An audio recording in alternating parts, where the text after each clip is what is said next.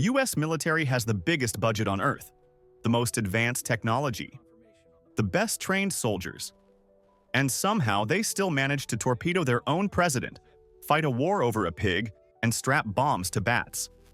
These are 32 real military disasters so absurd, so incomprehensibly dumb that if they were in a movie, you'd call it unrealistic. But every single one actually happened. 1. Operation Washtub, 1954, Nicaragua. The CIA had this brilliant scheme to plant Soviet weapons in Nicaragua to prove communist meddling and justify toppling the government. Except there was one tiny snag. They couldn't actually get Soviet weapons.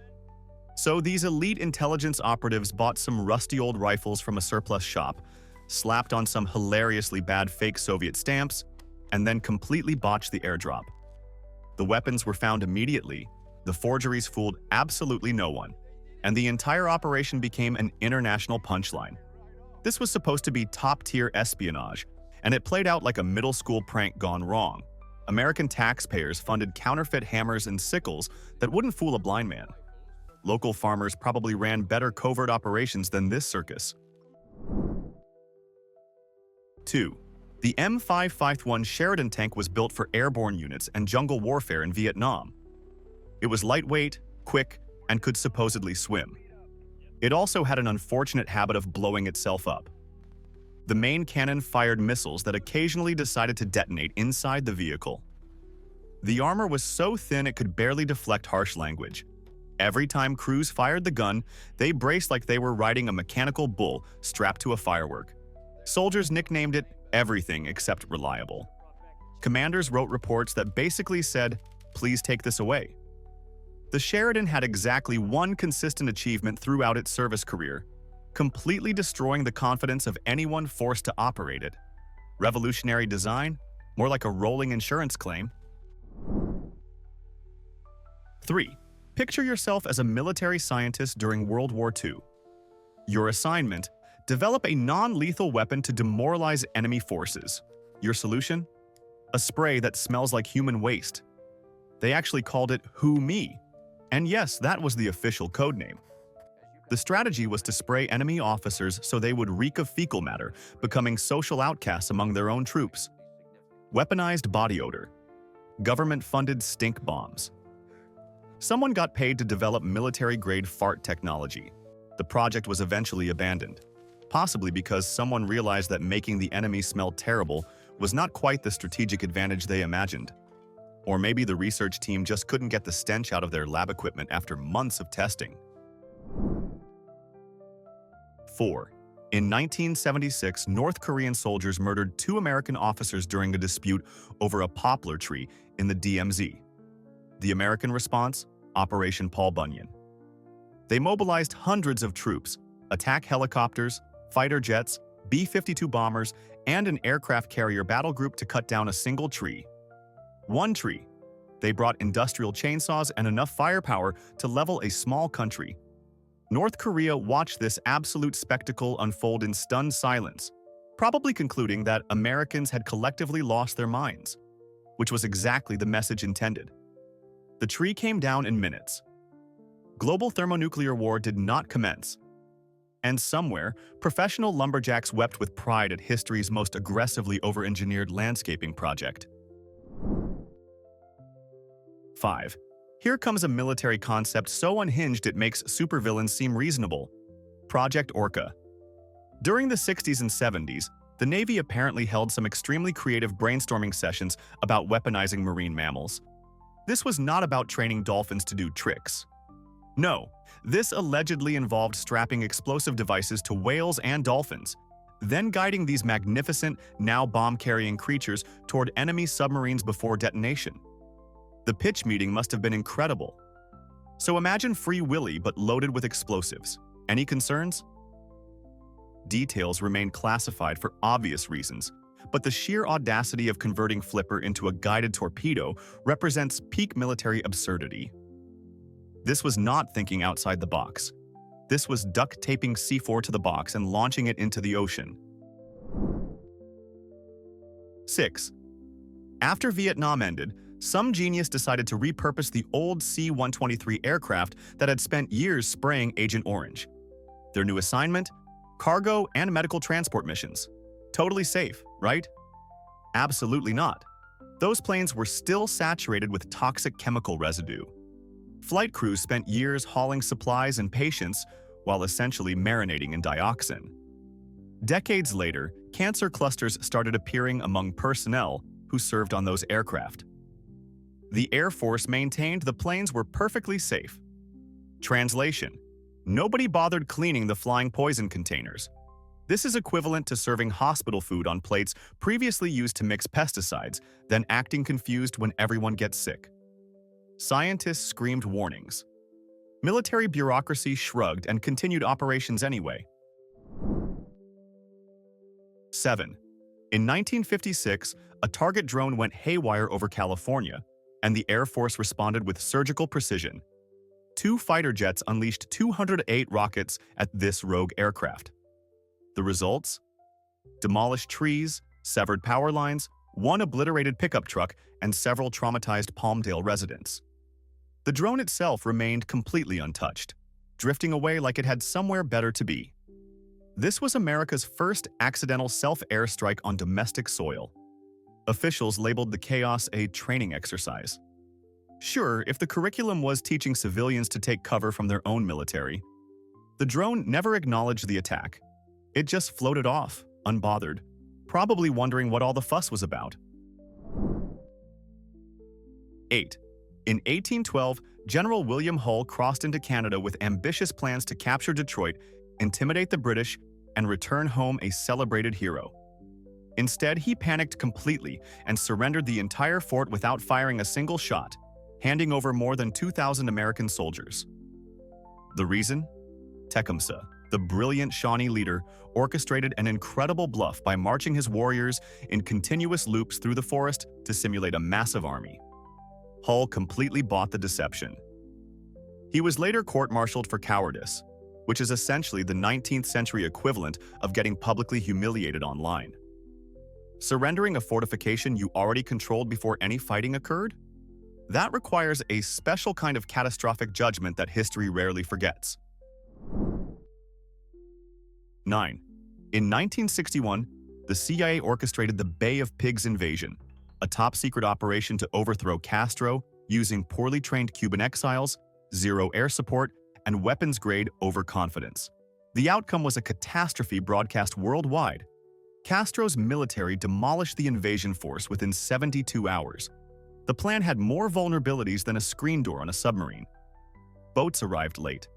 Communication equipment malfunctioned. American denials made everything exponentially worse. This was supposed to be a surgical regime change operation. Instead, it became an internationally televised embarrassment with real casualties. The strategic equivalent of attempting a surprise party, tripping over the decorations, and landing face-first in the birthday cake while everyone watches.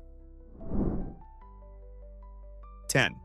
Between 1965 and 1967, American soldiers in Vietnam received brand new M16 rifles.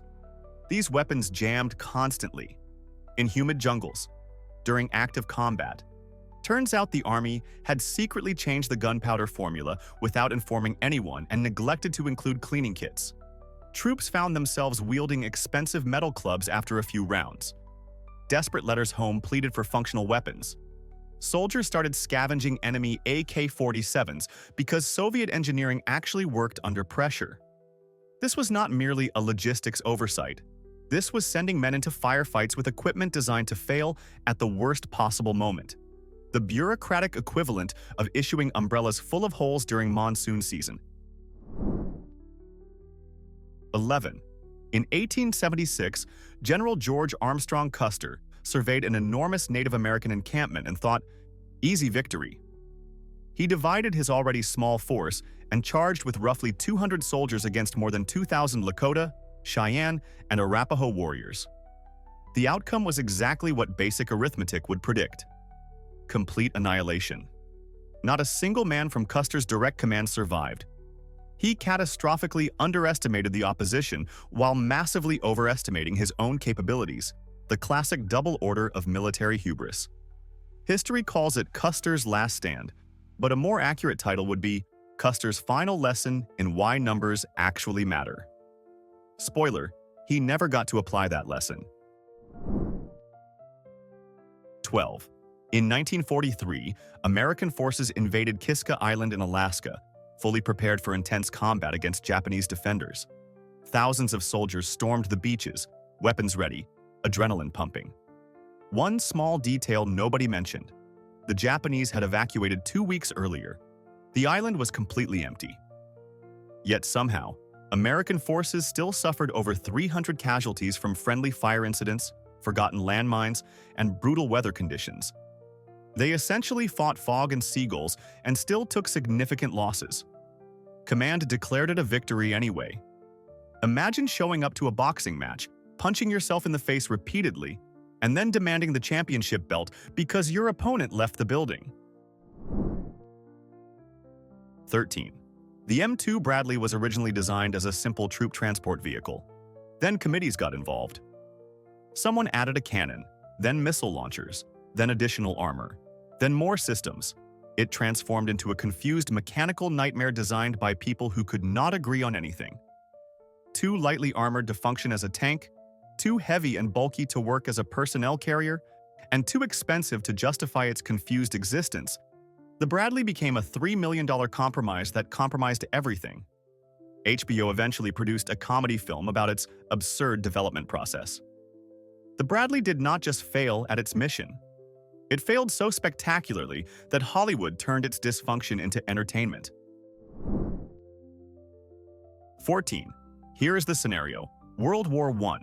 America desperately needs more ships immediately. The innovative solution from military planners? Build vessels out of concrete, actual reinforced concrete boats, because steel was in short supply. They constructed roughly a dozen of these floating engineering experiments, including the legendary SS Atlantis.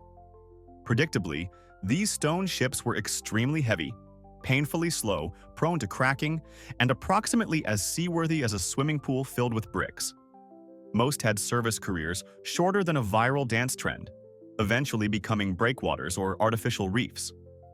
This proves that technical possibility and practical wisdom are entirely different concepts. Challenging ocean waves with construction materials typically reserved for sidewalks takes a special kind of optimism. 15. During the early 1950s, the military decided to conduct extensive LSD experiments. Not recreational, on soldiers, without their consent. At Edgewood Arsenal, troops were secretly dosed with acid to explore possibilities like mind control and enhanced interrogation. Results varied wildly. Some subjects wandered aimlessly. Others laughed uncontrollably for hours. Many experienced severe panic attacks. One soldier reportedly believed he had transformed into a washing machine. Another attempted to conduct an interrogation with a houseplant. None developed useful psychic combat abilities. This program continued for years before someone finally questioned whether drugging soldiers against their will might present ethical concerns. The experiments quietly ended, proving mainly that hallucinogens and military objectives combine poorly. 16. During the Korean War, the Army Quartermaster Corps at Fort Lee, Virginia, received orders to develop appetizing field rations. Someone decided troops deserved imitation maple syrup for their pancakes. Noble goal, horrifying execution. The initial formula was reportedly so chemically offensive that test subjects experienced widespread nausea and vomiting upon consumption. This was less delightful breakfast condiment and more digestive system warfare. The recipe was immediately abandoned, presumably accompanied by numerous formal apologies. This incident perfectly demonstrates how even mundane military logistics can achieve spectacular failure. Imagine surviving enemy artillery only to be defeated by your own breakfast topping, the syrupy, stomach-churning horror of it all. 17. During the early 1960s, American military strategists developed the strategic Hamlet program for Vietnam. The concept seemed logical. Relocate rural Vietnamese civilians into fortified villages to separate them from Viet Cong influence. The execution was catastrophic. Villagers had zero interest in abandoning their ancestral homes. They despised being confined behind walls. Many ended up sympathizing with the exact insurgents America wanted to isolate them from. This was attempting to win hearts and minds by demolishing homes and expecting gratitude. The program collapsed completely, wasting enormous resources while actively strengthening enemy recruitment. Apparently, people universally dislike forced relocation. This revelation somehow surprised the planners involved. 18. The year is 1916. Pancho Villa, the legendary Mexican revolutionary, has just raided Columbus, New Mexico. President Wilson is furious. He dispatches General John Pershing with 10,000 American troops on the punitive expedition to capture Villa. For nearly a year, this massive military force, equipped with aircraft and motorized vehicles, chased Villa across rugged Mexican terrain. Did they catch him? Not remotely close. Villa knew every canyon and village intimately, running circles around the frustrated American pursuers.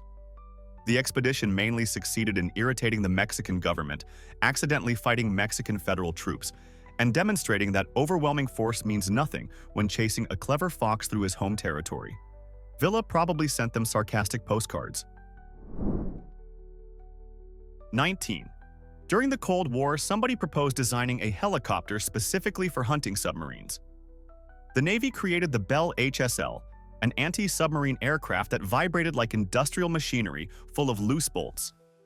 It was so underpowered it could barely lift its own detection equipment.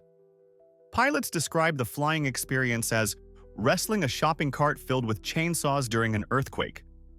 It overheated constantly, shook violently at all speeds, and possessed the stealth characteristics of a demolition derby. The Navy produced over 100 of these machines. Total number that saw actual combat operations?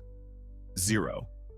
Too loud for detection missions, too heavy for effective flight, too broken to repair economically. Essentially $4 million worth of airborne paperweight. 20. During the 1850s, some Army strategists declared, Texas needs camels for desert operations. Because importing large, temperamental, spitting animals into frontier territory represented peak tactical innovation. Reality intervened quickly. Camels proved to be absolutely terrible military assets. They terrified horses, spat on personnel, destroyed equipment, and completely ignored commands. Soldiers developed intense hatred for these animals. One officer officially described them as demonic creatures wrapped in fur. The army eventually surrendered, selling off the camels at auction. Some escaped into the wilderness. To this day, occasional sightings of feral camels occur in the American Southwest. Somewhere out there, descendants of this failed experiment still roam free. 21. During World War II, military scientists developed something called the Davy Crockett, a portable nuclear weapon that fired miniature atomic warheads from a tripod. Sounds impressive until you examine the specifications. The weapon's lethal radiation zone extended further than its maximum firing range. Operating this device meant nuking yourself. The official tactical guidance required crews to fire and immediately sprint away from nuclear fallout. Run. Away from an atomic explosion they just caused. Engineers had created a weapon where users faced a simple choice: achieve the objective or continue living. The Davy Crockett was quietly retired before it could accidentally vaporize a training facility. 22. In 1921, the Battle of Blair Mountain erupted when 10,000 coal miners revolted against corrupt company enforcers and hired gunmen. The federal government's response to this labor dispute? Deploy military aircraft and drop actual bombs on American workers, on domestic soil. This remains the largest armed labor uprising in American history and the only instance of the military conducting aerial bombardment against its own citizens during peacetime. Officials described this as restoring order. Everyone else wondered what exactly was happening to their country. When your conflict resolution strategy for angry workers involves calling in the Air Force, perhaps reconsider your approach to negotiations. 23. During World War II, the American military genuinely developed pigeon-guided missiles, real pigeons, installed inside actual bombs, trained to peck at target images during flight to steer toward enemy vessels. The remarkable part? It actually functioned correctly. The pigeons achieved impressive accuracy, like tiny feathered guidance systems with murderous intent. But military leadership canceled the program, not due to failure, but because nobody wanted to explain to congressional oversight that their newest weapons platform required birdseed and a comfortable coop. Imagine generals discussing operational readiness based on whether their avian recruits slept well. Taxpayer-funded ornithological warfare that actually worked, killed by embarrassment. 24. In 1980, America launched Operation Eagle Claw to rescue hostages held in Iran. The plan involved helicopters, refueling aircraft, special operations forces, and clandestine desert landings. What could possibly fail? Everything simultaneously. A sandstorm destroyed visibility. Multiple helicopters experienced mechanical failures. Then, a helicopter collided with a transport plane during refueling operations, creating an inferno that killed 8 servicemen. The mission was immediately aborted, leaving charred wreckage and American credibility scattered across the Iranian desert. The rescue team never came close to Tehran. This was attempting to save hostages from a crisis while accidentally creating a larger disaster. 25. In 1864, Union engineers tunneled beneath Confederate fortifications outside Petersburg, packed the shaft with explosives, and detonated everything. The blast created a massive crater and threw enemy soldiers into complete disarray. Victory seemed certain. Then Union troops charged directly into the crater and became trapped. Confederate forces quickly regrouped and began firing down into the pit like shooting fish in a barrel. The original battle plan specified going around the crater. But leadership changes occurred at the last moment, because naturally they did. Soldiers created a perfect tactical opportunity, then immediately jumped straight into their own trap. Military self-sabotage achieved with explosive efficiency. 26. During World War II, American scientists developed incendiary bat bombs with complete seriousness. The strategy involved attaching tiny firebombs to millions of hibernating bats, releasing them over Japanese cities from aircraft, and waiting for the bats to roost in wooden buildings before igniting everything simultaneously. This sounds like rejected cartoon villainy, but they invested millions and achieved partial success. One test accidentally incinerated an army hangar and a general's personal vehicle. The project was eventually canceled, primarily because atomic weapons offered slightly more practical mass destruction without requiring chiropteran logistics. Imagine the operational briefing. Our next weapon system flies, echolocates, and produces guano. Any questions? 27. The year is 1859. The United States and Great Britain are approaching potential war over the San Juan Islands, located between Vancouver Island and American territory. What triggered this international crisis between major world powers? A pig. An American farmer shot a British-owned pig that kept raiding his potato garden. Diplomatic tempers exploded. Both nations deployed troops. Warships arrived. For weeks, hundreds of armed soldiers and multiple artillery batteries faced off over deceased livestock. Eventually, rational thinking prevailed, and the pig war concluded through arbitration rather than combat. But not before demonstrating that sometimes the most trivial disputes can escalate to the highest possible stakes. International diplomacy at its most absurd. 28. In 1964, the Gulf of Tonkin incident provided justification for escalating American involvement in Vietnam.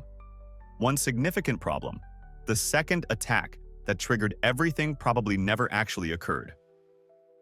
Sonar operators misinterpreted readings. Radar contacts were confused with weather phenomena. Anxious sailors mistook shadows and waves for enemy vessels. Based on this questionable information, Congress granted the president essentially unlimited war authority, an entire military escalation justified by what might have been ocean swells hitting ship hulls, the geopolitical equivalent of assaulting your neighbor because you dreamed they insulted you.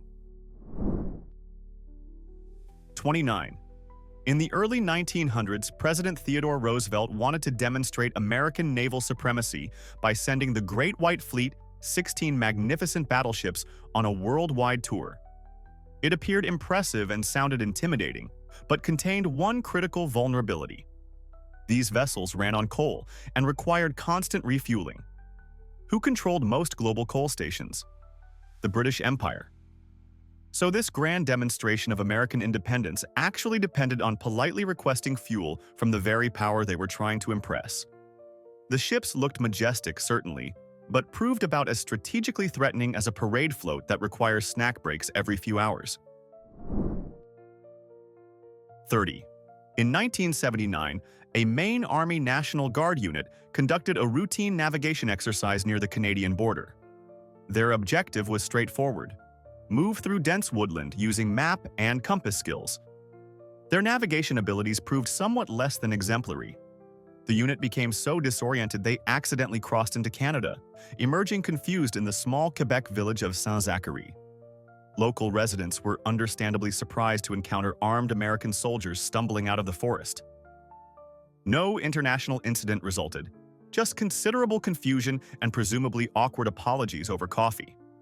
The guardsmen were politely escorted back to American territory, hopefully with updated maps and a refresher course on recognizing international boundaries. 31. In 1943, the Navy commissioned a destroyer named USS William D. Porter, which immediately became the most accident-prone vessel in naval history. During its first mission, escorting President Roosevelt, it accidentally launched a live torpedo directly at the presidential battleship. After frantic radio warnings, the torpedo narrowly missed. Subsequently, the ship dropped depth charges on itself, blasted holes in its own hull, and mistakenly fired upon friendly vessels. Other ships actively avoided proximity because bad luck seemed contagious. The Porter eventually sank, not heroically in battle, but after a kamikaze aircraft detonated its own ammunition storage. The crew somehow managed to be their own worst enemy throughout their entire service. 32. In 1861, during the first major engagement of the Civil War at Bull Run, Washington socialites arrived with picnic baskets and champagne to watch the entertainment. They anticipated a quick Union triumph, followed by celebratory refreshments. Instead, they witnessed artillery barrages, military chaos, and a complete army collapse. When Union forces broke and retreated, politicians and society ladies sprinted alongside panicking soldiers, abandoning gourmet cheese and parasols in the mud. This was warfare transformed into spectator sport, complete with actual casualties. Imagine attending what you expected to be a brief sporting event and getting trampled by the losing team. Bull Run became history's first military catastrophe with premium seating. From exploding tanks to Pigeon missiles, the U.S. military proved that unlimited funding does not equal unlimited brain cells. Drop a like if your tax dollars feel personally attacked. Subscribe so you never miss another episode of What Were They Thinking? Now here is the real question. I want you to rank these fails from 1 to 32 in the comments. Which one deserves the #1 spot for peak stupidity? Fight it out below.